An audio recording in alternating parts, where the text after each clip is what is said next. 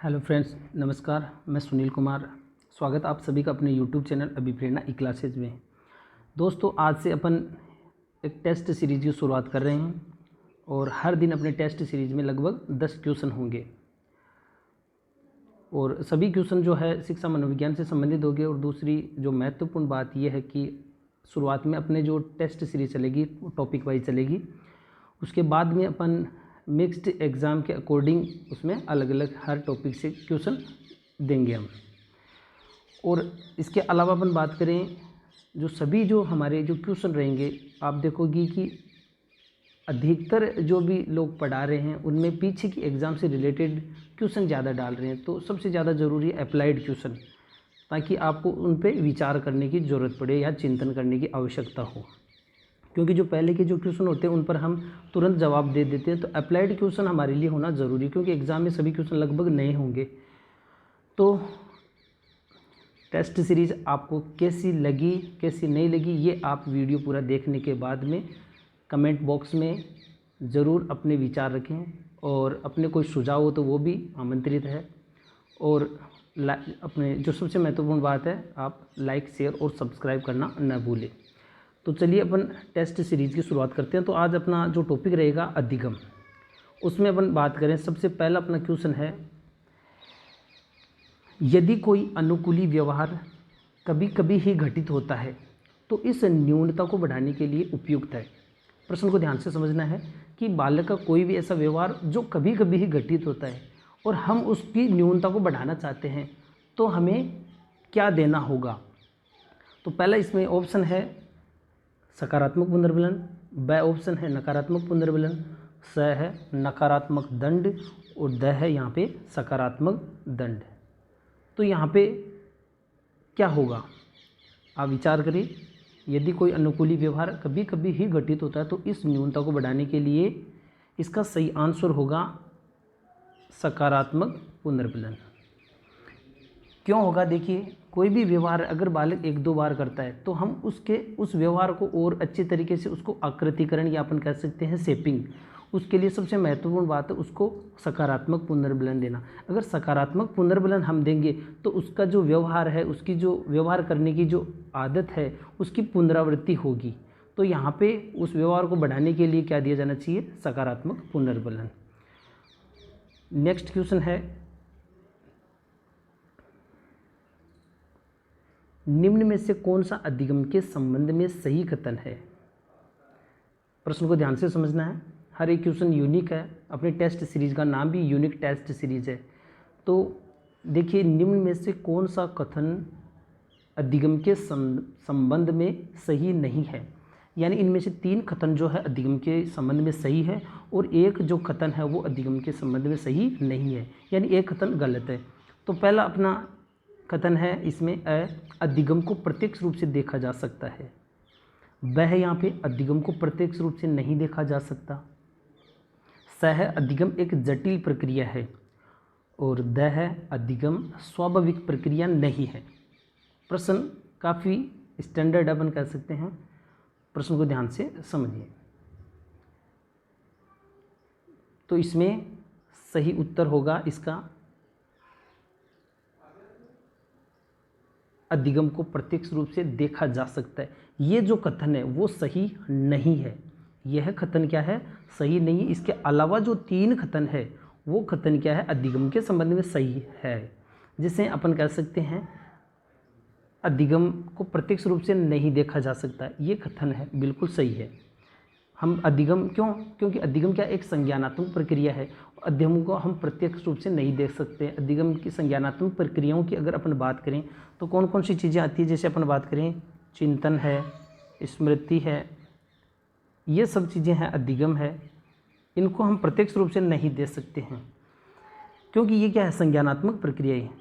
दूसरा है यहाँ पे अधिगम एक जटिल प्रक्रिया है। तो ये कथन भी क्या सही कथन है। अधिगम के अगर विशेषता की बात करें तो अधिगम क्या है, एक जटिल प्रक्रिया है। क्योंकि अधिगम को हम स्वाभाविक प्रक्रिया न माने, क्योंकि अधिगम जो अभ्यास के कारण घटित होता है। स्वतः हमारे व्यवहार में जो परिवर्तन आता है वो अधिगम नहीं है। स्वतः हमारे व्यवहार में जो परिवर्तन आता है वो किसका उदाहरण है, परिपक्वता का उदाहरण है। तो अधिगम क्या है, सरल या स्वाभाविक प्रक्रिया नहीं है। अधिगम क्या एक जटिल प्रक्रिया है। अंतिम ऑप्शन है अधिगम स्वाभाविक प्रक्रिया नहीं है। ये बात इसी का उल्टा है, अपन कह सकते हैं यही बात है, इसको दूसरे रूप में कहा गया है कि अधिगम एक जटिल प्रक्रिया, या अपन कह सकते हैं अधिगम क्या है, स्वाभाविक प्रक्रिया नहीं है। तो अपना ये दूसरा क्वेश्चन हो गया, क्योंकि यहाँ पे प्रश्न में क्या पूछा गया था, अधिगम के संबंध में सही कथन नहीं है। तो यहाँ पे जो 3 कथन थे वो 3 कथन सही है, और ये जो कथन है अधिगम को प्रत्यक्ष रूप से देखा जा सकता है, ये कथन गलत है यहाँ पे। बाकी जो 3 कथन है वो बिल्कुल सही है। नेक्स्ट क्वेश्चन की बात करते हैं अपन।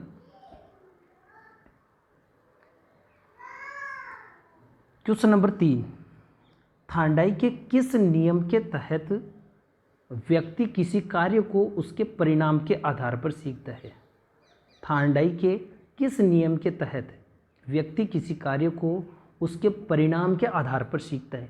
देखिए यहाँ पे अगर अपन बात करें, थांडाई के जो टोटल 8 नियम थे वो सब अधिगम यानी सीखने को प्रभावित करते हैं।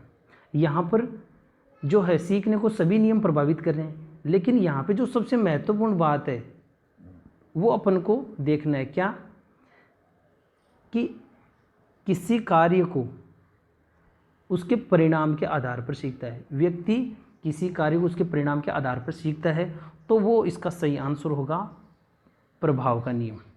प्रभाव का नियम क्या है, आप सबने पढ़ा है कि किसी कार्य को करने के बाद में उसका जो परिणाम अपन को मिलता है, यानी उस कार्य के बाद में हमको संतुष्टि मिलती है, तो हम उस कार्य को सीखना चाहते हैं।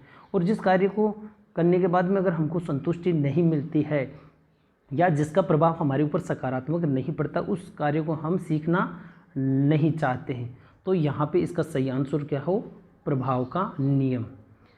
नेक्स्ट क्वेश्चन है क्वेश्चन नंबर 4,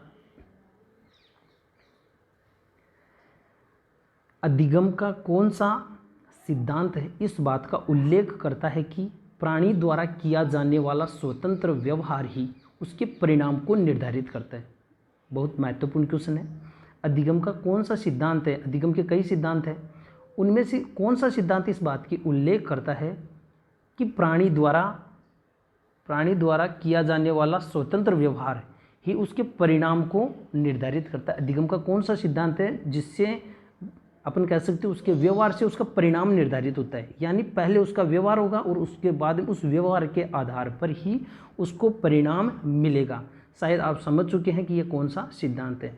तो इसमें अ है अनुकूलित अनुक्रिया सिद्धांत, ब है प्रेक्षणात्मक सिद्धांत जो अल्बर्ट बांडुरा का है, और स है क्रिया प्रसूत सिद्धांत स्किनर का, और द है टॉलमैन का अव्यक्त सिद्धांत। तो कौन सा सिद्धांत है, यहाँ पे अपन बात करते हैं, इसका सही आंसर होगा क्रिया प्रसूत सिद्धांत। क्रिया प्रसूत सिद्धांत ऐसा है जिसमें आप देखते हैं प्रयोज्य जो है, ठीक है, चूहा, उसकी जो अनुक्रिया होती है एक तो स्वैच्छिक होती है, जिसे अपन क्या कर सकते हैं, उसका व्यवहार कैसा होता है, स्वतंत्र व्यवहार होता है उसका। देखिए कैसा होता है, स्वतंत्र व्यवहार होता है, और उस व्यवहार के आधार पर ही उसका परिणाम निर्धारित होता है। तो ये अपना क्वेश्चन नंबर 4 कंप्लीट हुआ। नेक्स्ट अपना क्वेश्चन है क्वेश्चन नंबर 5।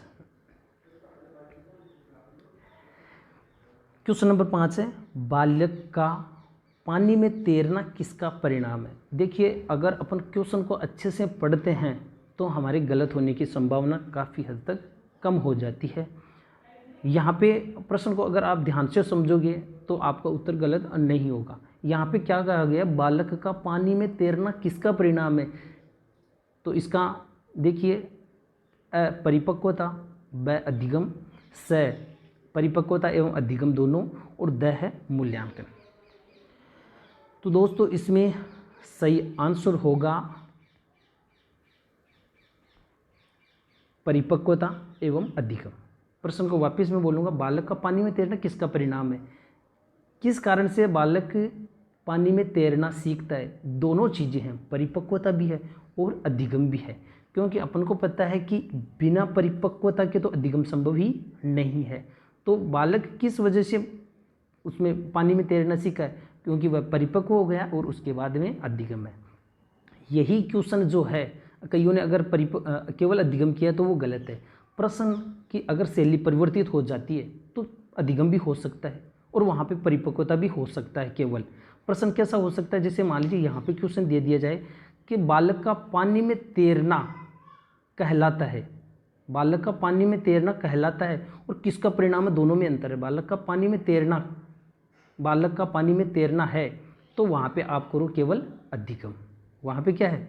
अधिगम, क्योंकि बालक का पानी में तैरना हो या किसी को नमस्कार करना हो, ये क्या है? अधिगम है। लेकिन अगर आपको पूछा जाए कि बालक का नमस्कार करना किसका परिणाम है, तो ये दोनों चीज़ों का परिणाम है। परिणाम आते ही यानी अपन कह सकते हैं दो चीज़ों का योगदान, तो वहाँ पे है परिपक्वता भी और अधिगम। प्रश्न को जो शैली है क्वेश्चन उसमें चेंज होते ही उसका आंसर भी चेंज हो जाता है। तो यहाँ पे बालक का पानी में तैरना किसका परिणाम है? परिपक्वता एवं अधिगम। परिपक्वता क्या है? बालक या किसी व्यक्ति में स्वाभाविक रूप से हमारे व्यवहार में जो भी परिवर्तन होते हैं वो सब चीज़ें क्या कहलाती है? वो परिपक्वता कहलाती है। जैसे बालक का चलना, ठीक है, बालक का देखना, ये सब चीज़ किसका परिणाम है? ये परिपक्वता का है। ये किसका है? अपन कह सकते। क्वेश्चन नंबर 6 अपन बात करते हैं। पियाजे के अनुसार किस अवस्था के विचारों में, पियाजे के अनुसार किस अवस्था में बालक के विचारों में क्रमबद्धता व तार्किकता आनी प्रारंभ हो जाती है? प्रश्न को ध्यान से समझना। जीन पियाजे के संज्ञानात्मक विकास से संबंधित है। पियाजे के अनुसार किस अवस्था में बालक के विचारों में क्रमबद्धता व तार्किकता आनी प्रारंभ हो जाती है? तो इसका आंसर होगा मूर्त संक्रियात्मक अवस्था। जो तीसरी स्टेज अपन कह सकते हैं मूर्त संक्रियात्मक अवस्था, वह अवस्था जिसमें बालक के जो विचार है उसमें आप देखोगे कि क्रमबद्धता आने लग जाती है। हालांकि उसका जो विचार है वो मूर्त वस्तुओं तक ही सीमित रहता है, और अपन ये नहीं कह सकते हैं कि ये इस तार्किक अवस्था है। वैसे अगर तार्किक अवस्था की जो बात है वो तो फोर्थ स्टेज औपचारिक संक्रियात्मक अवस्था होती है। मैं फिर कह रहा हूँ कि प्रश्न की जो लैंग्वेज है, अगर जितनी अच्छे से आप समझ सकोगे आपके क्वेश्चन को सही आने की जो संभावना उतनी ही बढ़ जाती है।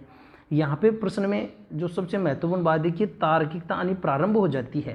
तो प्रारंभ कौन सी अवस्था में हो जाती है? सभी जो अवस्थाएं एक दूसरे से जुड़ी हुई है, ठीक है, उसके जो गुण हैं सभी अवस्थाओं के एक दूसरे से जुड़े, एकदम विस्फोटक रूप से उस अवस्था में ही वो गुण देखने को नहीं मिलते। उससे जो पहले वाली अवस्था है उसमें वो गुण देखने को मिल जाते हैं। तो तार्किकता आनी प्रारंभ किस अवस्था में हो जाती है? तार्किक अवस्था की अगर बात की जाए तो फोर्थ स्टेज जो है जीन पियाजे की औपचारिक संक्रियात्मक अवस्था वह होगी। और तार्किकता आनी कब प्रारंभ हो जाती है? तो आप वहाँ पे मूर्त संक्रियात्मक अवस्था कीजिए। तो क्वेश्चन नंबर 6 कंप्लीट हुआ। Next question number 7। अधिगम के कौन से सिद्धांत यांत्रिक तरीके से सीखने पर बल देते हैं? अधिगम के कौन से सिद्धांत हैं यांत्रिक तरीके से सीखने पर बल देते हैं? तो यहाँ पे आपको पता है कि अपने अधिगम के जो सिद्धांत है उनमें मुख्यतः अपने दो संप्रदाय चलते हैं। एक तो साहचर्यवादी संप्रदाय और दूसरा है गेस्टाल्टवादी संप्रदाय। यहाँ पे उन दोनों में से कौन सा हो सकता है, अगर ये चीज़ आपको क्लियर होना ज़रूरी है। तो यहाँ पे आप देखिए सही आंसर होगा साहचर्यवादी सिद्धांत। साहचर्यवादी सिद्धांतों के अंतर्गत जितने भी सिद्धांत आते हैं, चाहे वो थार्नडाइक से संबंधित हो, पावलो हो, स्किनर हो, सभी सिद्धांत सबसे महत्वपूर्ण जो बात है किस पर टिके हुए हैं? यांत्रिक तरीके से सीखने पर बल देते हैं। सभी सिद्धांत किस पे बल देते हैं? यांत्रिक तरीके से, यानी बार बार अभ्यास या उस कार्य की जो पुनरावृत्ति है, ठीक है, या अपन कह सकते हैं यहाँ पे बिना विवेक समझ के एक ही कार्य को बार बार रिपीट करने पर सबसे ज़्यादा बल देते हैं। थार्नडाइक ने भी ये बात कही थी 1930 से पहले, उसका जो सिद्धांत उसमें चलता है उसमें कहा था कि व्यक्ति किसी भी कार्य को अभ्यास के माध्यम से सिखाया जा सकता है या सिखा सकते हैं, ठीक। हालांकि उन्होंने 1930 के बाद में इस बात को वापस लिया था कि हाँ कि हर कार्य को अभ्यास के माध्यम से सिखाया नहीं जा सकता। तो यहाँ पे कौन से सिद्धांत है जो यांत्रिक तरीके से सीखने पर बल देते हैं? अगर ये क्वेश्चन आता तो आप साहचर्यवादी सिद्धांत कहते हैं। और अधिगम के कौन से सिद्धांत है जो यांत्रिक तरीके से सीखने पर बल नहीं देते? ऐसा कथन आ जाता है, ऐसा क्वेश्चन आ जाता है, तो ध्यान रखिए वहाँ पे गेस्टाल्टवादी सिद्धांत होगा, ठीक है। क्वेश्चन नंबर 8, नेक्स्ट क्वेश्चन अपने लिए, अधिगम समुचित प्रतिक्रिया का चयन करना और उसे उद्दीपन से जोड़ना है। अधिगम क्या है?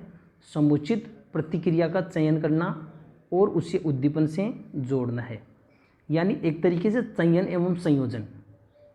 चयन एवं संयोजन सिद्धांत किसे कहते हैं? अगर जिसको ये पता है कि चयन एवं संयोजन सिद्धांत कहते हैं उसका ये क्वेश्चन बिल्कुल सही होगा। परिभाषा काफ़ी महत्वपूर्ण है, तो क्या होना चाहिए इसमें? ए ऑप्शन गिलफोर्ड, ब वुडवर्थ, स गेट्स और द थार्नडाइक। अगर आपको पता है कि चयन एवं संयोजन सिद्धांत किसने दिया, थॉर्नडाइक ने दिया, तो ये परिभाषा किसकी है, थॉर्नडाइक की। तो बहुत ही महत्वपूर्ण परिभाषा है। आप शायद इसकी गिलफोर्ड, वुडवर्थ, गेट्स, क्रोम क्रो वो सब परिभाषा तो आपको शायद याद है। और जो एक सबसे महत्वपूर्ण परिभाषा थी थॉर्नडाइक की, अधिगम क्या है, समुचित प्रतिक्रिया का चयन करना और उसे उद्दीपन से जोड़ना है। नेक्स्ट क्वेश्चन नंबर 9,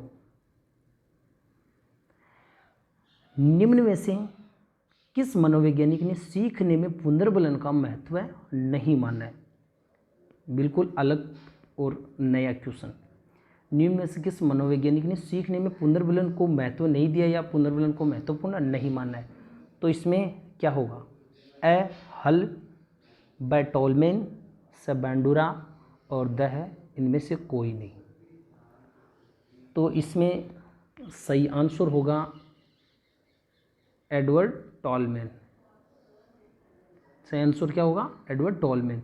टोलमैन ऐसे मनोवैज्ञानिक थे, अधिगम में अगर बात करें, जिन्होंने सीखने में पुनर्बलन को महत्वपूर्ण नहीं माना। बहुत ही महत्वपूर्ण क्वेश्चन है। उन्होंने कहा कि सीखना जो है उसमें पुनर्बलन की आवश्यकता नहीं है, व्यक्ति बिना पुनर्बलन के भी सीख सकता है। उसका जो चिन्ह सिद्धांत है आपने पढ़ा भी है, टोलमैन का कौन सा सिद्धांत, चिन्ह सिद्धांत, या अपन कह सकते हैं प्रत्याशा सिद्धांत, या टोलमैन का सिद्धांत है। इसको और भी नामों से अपन कह सकते हैं, अव्यक्त सिद्धांत है, या इसके अलावा उद्देश्यवाद सिद्धांत है, ठीक है, प्रयोजनवादी सिद्धांत भी इसको कहा जाता है। ये टोलमैन का ही सिद्धांत है, जिसमें जो सबसे महत्वपूर्ण बात थी कि व्यक्ति बिना पुनर्बलन के भी सीख सकता। हाँ, उन्होंने पुनर्बलन को महत्वपूर्ण तो माना था, लेकिन सीखने की में नहीं माना था। उसने पुनर्बलन को महत्व दूसरे अर्थ में लिया था कि व्यक्ति जो कुछ सीख लेता है उस छुपे हुए अधिगम को बाहर निकालने के लिए, सामने लाने के लिए पुनर्बलन का उपयोग किया जाता है। तो आपको क्वेश्चन दूसरे रूप में भी पूछा जा सकता है, पुनर्बलन किसके लिए है, सीखने के लिए या सीखे हुए कार्यों को बाहर लाने के लिए। तो यहाँ पे हुआ सीखा हुआ जो कार्य उसको बाहर लाने के लिए। नेक्स्ट क्वेश्चन है अपना अंतिम क्वेश्चन नंबर 10। एक बालक गृह कार्यों को नियमित रूप से नहीं करता है, अतः उसकी माँ इस आदत को सुधारने के लिए गृह कार्य करने के बाद में हमेशा पकवान बनाकर देती है। यहाँ पकवान है, महत्वपूर्ण क्वेश्चन है और बड़ा ही अच्छा क्वेश्चन है, पुनर्बलन दंड से संबंधित है। तो यहाँ पे देखना होगा सबसे जो महत्वपूर्ण बात है कि बालक कोई भी कार्य कर रहा है उसकी अनुक्रिया, और अनुक्रिया कर तो रहा है, ठीक है, लेकिन वो नियमित रूप से वो अनुक्रिया नहीं कर रहा। यहाँ पे उसकी अनुक्रिया गृह कार्य करना, तो नियमित रूप से अगर कार्य नहीं करा तो उसकी कार्य की जो आदत है उसको सुधारने के लिए क्या है, उसको पकवान दिया जा रहा है। पकवान उस बालक के लिए क्या है, पकवान उस बालक के लिए क्या है, ए ऑप्शन सकारात्मक दंड, ब नकारात्मक दंड, स नकारात्मक पुनर्बल और द है सकारात्मक पुनर्बल। तो ध्यान रखिए, पुनर्बलन हमेशा ही अनुक्रिया को बढ़ाने का कार्य करता है, सबसे महत्वपूर्ण, चाहे वह सकारात्मक हो चाहे नकारात्मक। और जो दंड है वो हमेशा अनुक्रिया घटाने का कार्य करता है। इसे कोई फर्क नहीं पड़ता है कि सकारात्मक दंड है या नकारात्मक दंड। यहाँ पे जो पकवान है उस बालक के लिए वो क्या है, सकारात्मक पुनर्बलन। इससे क्या होगा, सकारात्मक पकवान अगर उसको दिया जाएगा तो इससे बालक को जो कार्य करने की जो आदत है और ज़्यादा बढ़ेगी और ज़्यादा सही होगी। तो यहाँ पे इसमें सही आंसर होगा सकारात्मक पुनर्बलन। तो ये अपने आज के जो क्वेश्चन अपन हैं 10 क्वेश्चन हो गए। तो कैसी लगी टेस्ट सीरीज़, अपने जो भी कमेंट ज़रूर करके बताएं। अपना यूट्यूब चैनल भी अभिप्रेरणा ई क्लासेज और पुनर्बलन और दंड से संबंधित भी यहाँ पे आपको वीडियो मिल जाएगा, और जो अधिगम से संबंधित जो वीडियो है वो भी आपको मिल जाएंगे। तो अपने जो भी है अपने विचार ज़रूर व्यक्त करें। धन्यवाद। और नेक्स्ट जो टेस्ट सीरीज़ है वो हर दिन आपको लगभग इवनिंग को 5-6 बजे के लगभग आपको मिल जाएगी, और मेरी तरफ से जितना भी पॉसिबल होगा आपके लिए मैं सदैव तत्पर हूँ। धन्यवाद।